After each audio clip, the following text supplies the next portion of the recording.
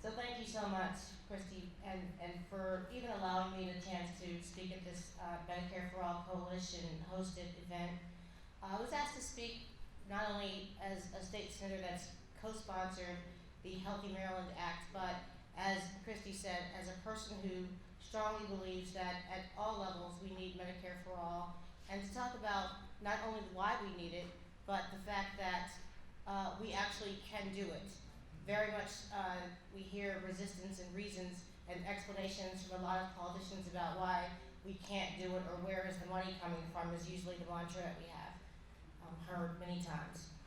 But I want to start with invoking the words of the late Reverend Dr. Martin Luther King Jr., who said, "Of all forms of inequality, injustice in healthcare is the most shocking and inhumane."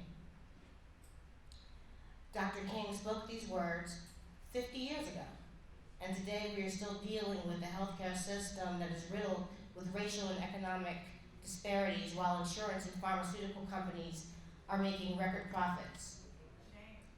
There are over 70 million individuals in this country who fall into the categories of either uninsured or underinsured.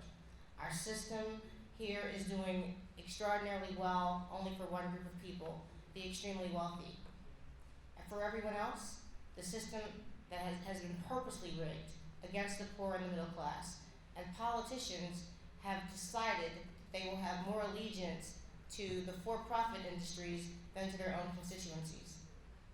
We have the highest infant mortality rates with lower life expectancy when compared to all of our peer countries. We have 500,000 Americans who enter bankruptcy every year because of medical debt.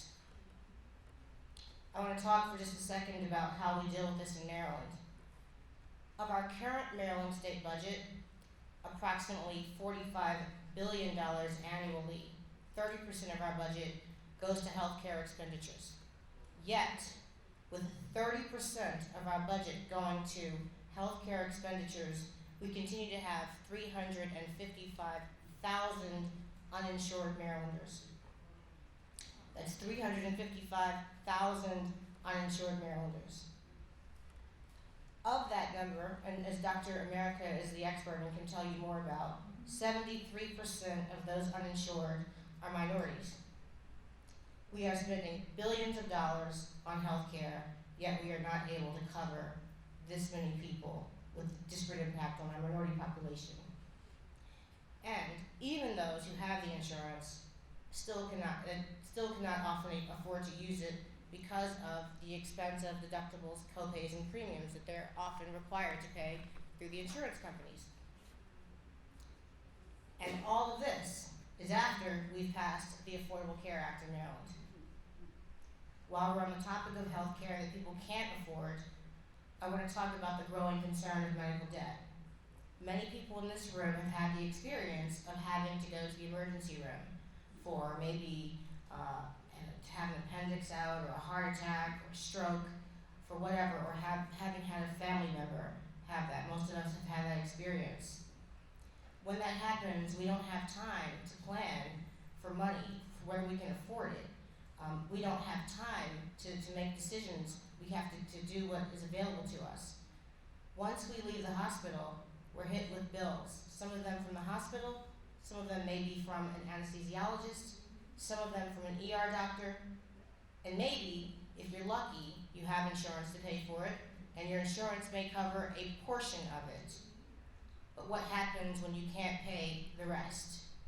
Here's what happens.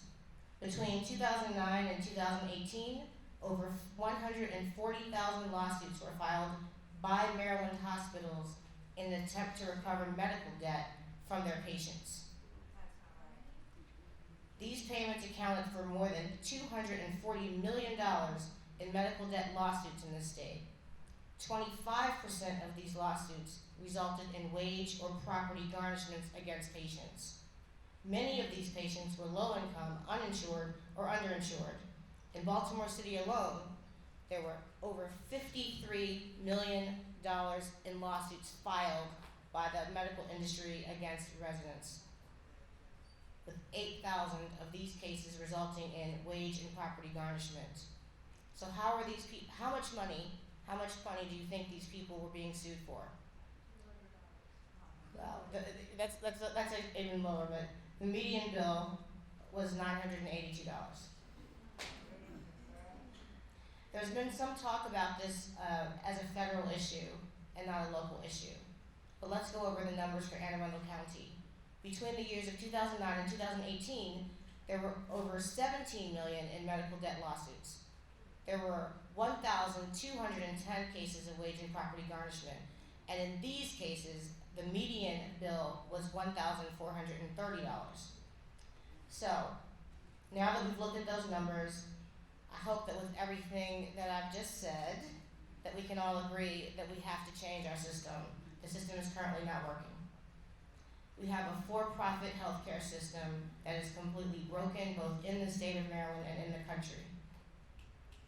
And let me start with saying that even though the Affordable Care Act was important insofar as it expanded coverage to millions and was a small step in the right direction, it falls far short of being a solution. So first, there is no reason why in the richest country in the world we have not joined every other major industrialized nation in providing health care as a basic human right.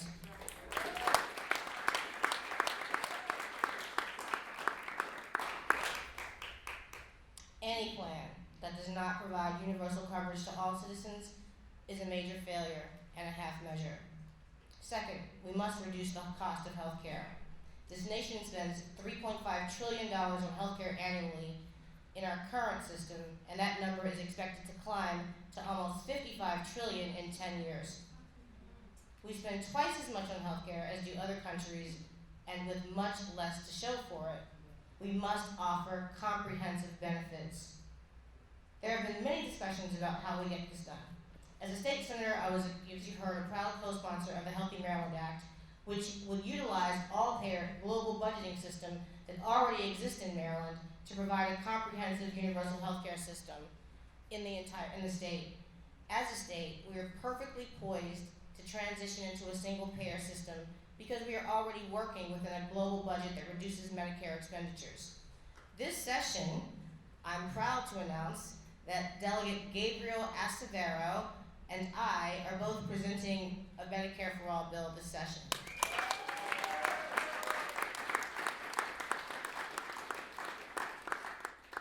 So for the time I'm there, I'll work it, but federally, under as you heard about one of these bills, House Bill 1384, Medicare for All Act, sponsored by Reps. Pramila Jayapal and Debbie Dingell, every single citizen in this country will be covered with comprehensive benefits, including long-term coverage, dental, vision, and hearing coverage.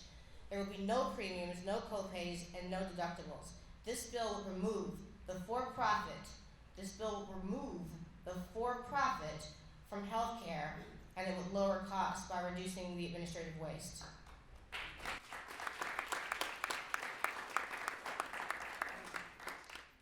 There have been 119 Democrat co-sponsors of this bill, including my former congressman and all of our former congressmen, the late Elijah Cummings. There have been 4 historic hearings in the House of Representatives on this bill, and if you all know, there are some bills that have been around for decades and haven't received 4 comprehensive hearings, so that is definitely a step in the right direction. This is the gold standard healthcare legislation for our country. That's why, if elected to Congress, I would be a day one co-sponsor of H.R. 1384.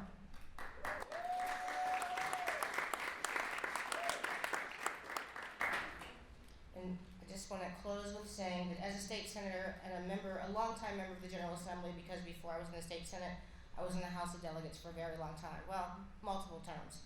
And throughout those years, I found myself often on these serious human rights issues, on these serious issues that affect the quality of life for people, the things that should be automatic, no-brainers. There was always fights against both the Democrat and Republican establishments. And so, even with all of that resistance, and even with rarely, if ever, having the support of the House leadership when I was in the House of Delegates, I was still able to pass a lot of bills. I think that someone determined in this campaign, it's been about 52 bills I passed in my career.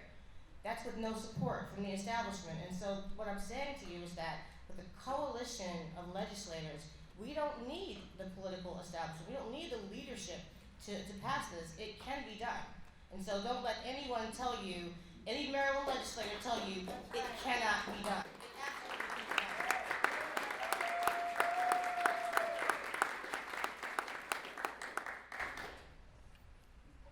And I think that's just about it. I just want to